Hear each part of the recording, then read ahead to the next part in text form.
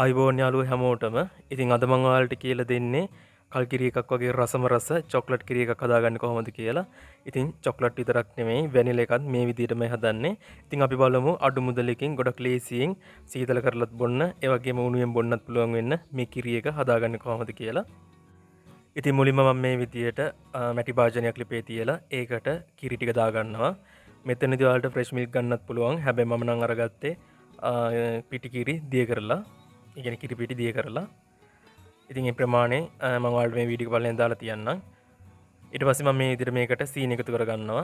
ඒ වගේම chocolate powder එහෙම නැත්නම් කොකෝ පවුඩර් දාගන්නවා. දාගෙන ලිපේ ගින්දර සාමාන්‍ය ප්‍රමාණය තියාගෙන අපි මේක හොඳින් කලවම් කරගන්න ඕන. ඉතින් යාළුවනේ මේක මහ ලොකු දෙයක් නෙමෙයි. අර කල් කිරි රසට පොඩ්ඩක් ගන්න පුළුවන් මෙන්න මේ විදිහට හදාගත්තොත්. සාමාන්‍ය කිරි වර්ග හදද්දී ඔයාලා මැටි භාජනයක්ම ගන්න. එතකොට තමයි හොඳම රස ගන්න පුළුවන් වෙන්නේ. දැන් මේ තියෙන්නේ විනාඩි 5කට විතර පස්සේ අඩු ගින්දරේ කියන්නේ ගොඩක් ගින්දර වැඩි කරගන්නත් එපා. කිරි එක නටන්න ඕන වෙන්න තියෙන ප්‍රමාණයට ගින්දර තියාගන්න. සරලව කිව්වොත් සාමාන්‍ය ගින්දරේ තියාගන්න. තියාගෙන මේ විදියට හොඳට මේක කලවම් කරගන්න, හැඳිකා ගන්න. ඉතින් මේ විදියට ඔයාලට කොකෝ පවුඩර් නොදා වැනිලා දාලා විතරක් හදාගන්නත් පුළුවන්. හැබැයි වැනිලා දාලා හදන එක අතර මාරම රසක් තියෙන යාළුවනේ. සාමාන්‍යයෙන් ඉතින් කඩවල වල කියන්නේ ඔය කල්කිරි වගේ වෙනම් හදන්නේ මේ ෆැස්ටරයිස් කරලා ඒක වෙනම ප්‍රොසෙස් එකක්.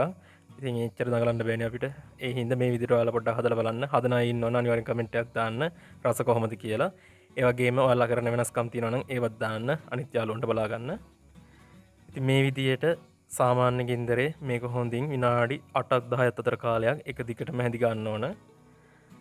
සාමාන්‍ය ලීටරයක් විතර ගත්තන් පස්සේ මිලිලීටර් 800ක් 900ක් වගේ වෙනකම්ම මේක හින්දෙනවා. එතකොට උකුල් ගතියක් එක්ක පට්ටම රසක් එනවා යාළුවනේ. ඉතින් මම මේකට වැනිලා දාගත්තා. වැනිලා දාගන්න කැලලා නම් වීඩියෝ එකේ නෑ. ඒකත් ඔයාලට එකතු කරගන්න පුළුවන්.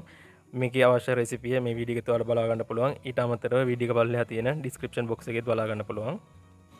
ඉතින් මේ විදිහට විනාඩි 10ක් විතර මේක කලවම් කරගත්තන් පස්සේ හොඳට නිවලා පෙරලා ඊට පස්සේ ඔයාලට ෆ්‍රිජ් එකේ දාලා බොන්නත් පුළුවන්. ඔය කූල් කරන් පස්සේ නම් රස වැඩි උණු කරනවට වඩා. ඉතින් මේ විදිහට හදාගෙන ඔයාලට මේක රස බලන්න පුළුවන්. ඉතින් යාළුවනේ ඔයාලත් රස බලන්න. එහෙනම් ගොඩක් ස්තුතියි මගේ වීඩියෝ එක බලුවට.